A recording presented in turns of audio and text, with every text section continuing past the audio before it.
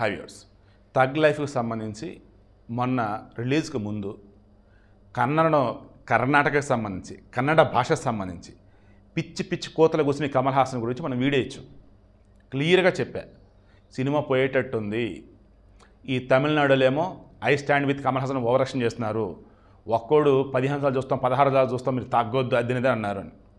Release అయిన రోజునే అన్నా, నేను సినిమా చూడలేదు బాబు, ఒక్కచోట పాజిటివ్ రివ్యూ లేవు, కలెక్షన్స్ కూడా కొంచెం తేడాగానే ఉన్నాయి అని. 3 రోజు కలెక్షన్స్ ఇప్పుడు లెక్క తీస్తే మన కమల్ హాసన్ యొక్క రెమ్యునరేషన్ 75 కోట్లు. సినిమాకి అందులో సగం కూడా వచ్చేలా లేదు. 3 రోజుల కలెక్షన్ మొత్తం తీస్తే 28 కోట్లు చిల్లరంతా తేలుతుంది. మన తెలుగులో అయితే ఘోరం. మొదటి రోజు వచ్చేసి 1.5 కోటి, రెండో రోజు వచ్చేసి 50 లక్షలు, మూడో రోజు 52 లక్షలు అంతే. సో ఓవరాల్గా అన్నప్పుడు కర్ణాటకలో సినిమా లేదు, కన్నడ వాళ్ళు బ్యాను. హిందీలో వచ్చేసి అబ్బో ఘోరం, అక్కడ కూడా అంతే 1 కోటి 50 లక్షలు 20 లక్షలు అట్ట ఉంది. హిందీలో డమాల్, కన్నడంలో అసలు రిలీజ్ కాల, మలయాళం బెబ్బే, తెలుగులో అంతంత మాత్రం. కేవలం ఆ పొన్నియిన్ సెల్వన్ ఆదరించినట్టు మణిరత్నం సినిమాలలో అలా మనదరా మనవడరా అన్నట్టు ఆ తమిళ వాళ్ళు చూస్తున్నారు. వాళ్ళకు కూడా ఒరే రొటీన్ స్టోరీరా రొడ్డప్ స్టోరీరా అని చెప్పి వాళ్ళు చూస్తలేదు అంట. ఈ వీడికి మెయిన్ ఇంట్రెస్ట్ ఏంటంటే కొంతమంది ప్రొడ్యూసర్లు కావచ్చు, డైరెక్టర్లు కావచ్చు, వాళ్ళ గతం తాలూకు మెమరీస్లో ఉండిపోతూ అటువంటి సినిమాలు తీస్తూ పెద్ద పెద్ద హీరోలను పెట్టే సినిమా హిట్ ఎద్దులు అనుకుంటూ ఉంటారు. అది తప్పు. మణిరత్నం వచ్చేసి ఆల్మోస్ట్ ఇక ఆయన దాన్ని ఏం చెప్దాం, స్టామినా అనలేం, కానీ ఆయన ఆలోచన తాలూకు సినిమాలు అన్నవి ఏవైతే ఉన్నాయో అవి గతానికి ఇప్పుడు పనికిరావు. ఇక కమల్ హాసన్ మణిరత్నం అంతా డబ్బులు పెట్టి సినిమా తీశారు.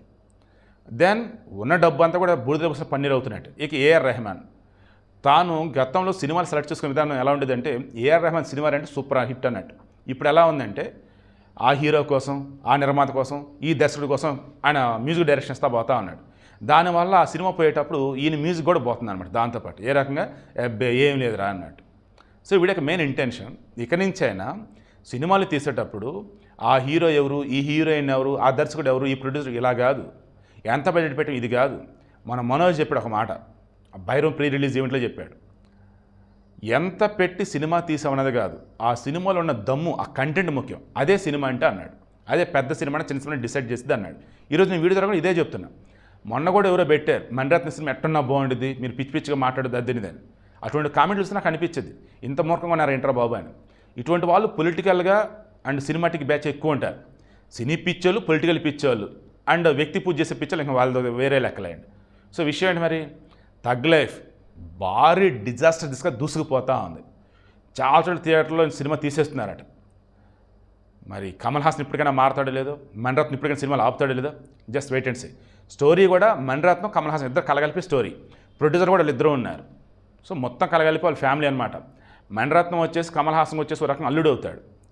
కమల్ హాసన్కి అన్న కూతురు సుహాసిని, సుహాసిని భర్త మణిరత్నం. సో కమల్ హాసన్ వచ్చేసి ఏంటి మామ, మణిరత్నం అల్లుడు. సినిమా వచ్చేసి బోర్లా పడింది.